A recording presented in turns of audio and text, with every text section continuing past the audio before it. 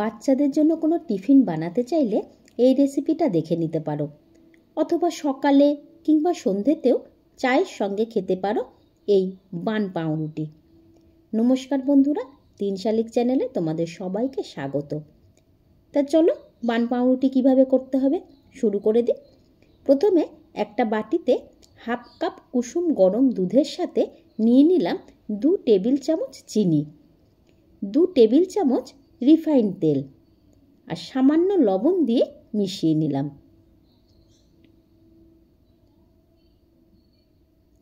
এবার এর মধ্যে দিয়ে দিলাম 1 চামচ ইস্ট, নর্মাল টেম্পারেচারে থাকা একটা ডিম, 1.25 কাপ ময়দা আর 1 চামচ গুঁড়ো দুধ। একটা স্প্যাটুলার সাহায্যে প্রথমে ভালো করে আমি এটা মিশিয়ে নেব।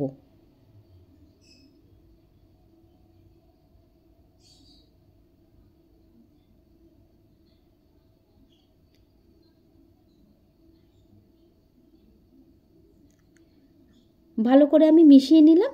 এবার এটাকে আমি হাত দিয়ে মাখিয়ে নেব।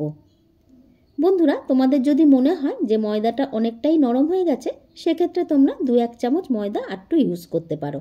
আমার দেখো ময়দাটা ভালো মাখা হয়ে গেছে।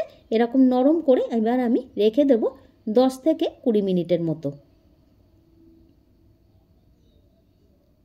20 মিনিট পরে আমি ময়দাটা নিয়ে একটা ফ্ল্যাট সারফেসে গোল রুটির মতো করে বেলে নিচ্ছি। একটু পাতলা করে বেলে নেব। এটা একদম পারফেক্ট গোল শেপ হতে হবে সেরকম কোনো দরকার নেই। এবার রুটির মতো বেলা হয়ে গেলে এর ওপর আমি টুটি ফুটি ছড়িয়ে দেব। টুটি ফুটিগুলো একটু হাত দিয়ে প্রেস করে দেব, তারপর একটু বেলচি দিয়ে বেলে দেব। এবার একদিক থেকে দেখো রোল করে করে আমি পুরো রুটিটা গুটিয়ে নেব। খুব সহজেই কিন্তু এটা রোল হয়ে যাবে। আমরা কিন্তু দোকানে বান পাউরুটি খাই, খুবই ভালো লাগে। আর বাড়িতে যখন তোমরা এটা বানাবে তখন দেখবে এর আলাদাই আনন্দ। এবার রোলটা বানানো হয়ে গেল। এবার আমি এটা মাঝখান দিয়ে কেটে দেব একটা ছুরির সাহায্যে।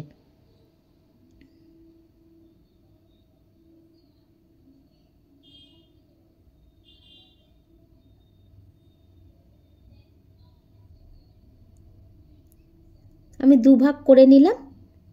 এইবার 1 ভাগ নিয়ে আবারও ভালো করে রোল করে নেব।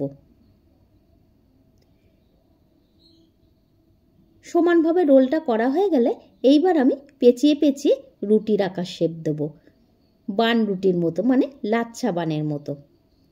এইভাবে করে দেখো একটা আমি বাটির মধ্যে বাটার পেপার নিয়ে তার উপর আমি বান রুটিটা বসিয়ে দেব। এবার আমি এটা কিন্তু গ্যাসেই বেক করব। চাপা দিয়ে 20 মিনিটের মতো আমি বেক করে নিয়েছি লো ফ্লেমে। ঢাকনার ফুটোটা আমি একটা কাগজ দিয়ে বন্ধ করে দিলাম। 20 মিনিট পর দেখো খুলে দেখাচ্ছি। ওয়াও, কি সুন্দর বানরুটিটা তৈরি হয়ে গেছে। আমি একটা কাঁটা চামচ ঢুকিয়ে দেখছি যে পারফেক্ট বেক হয়েছে নাকি। হ্যাঁ দেখো, কোনো কিছু লেগে নেই। এই পাউরুটিটার ওপর বেক করার আগে আমি যদি ডিমের কুসুম ব্রাশ করে দিতাম তাহলে কিন্তু দারুণ একটা কালার আসতো, কিন্তু আমি কুসুমটা ব্রাশ করিনি। আচ্ছা, এরপর আমি বাটার লাগিয়ে দিলাম যাতে খুব সফট আর সুন্দর একটা ফ্লেভার ছাড়ে। আমি একটা ভেঙে দেখাচ্ছি, দেখো কত সুন্দর ফ্লাপি, কি সুন্দর বন পাউরুটি কিন্তু বাড়িতে সহজেই তৈরি হয়ে গেল। রেসিপিটা ভালো লাগলে লাইক, কমেন্ট, শেয়ার করতে ভুলো না। Thank you.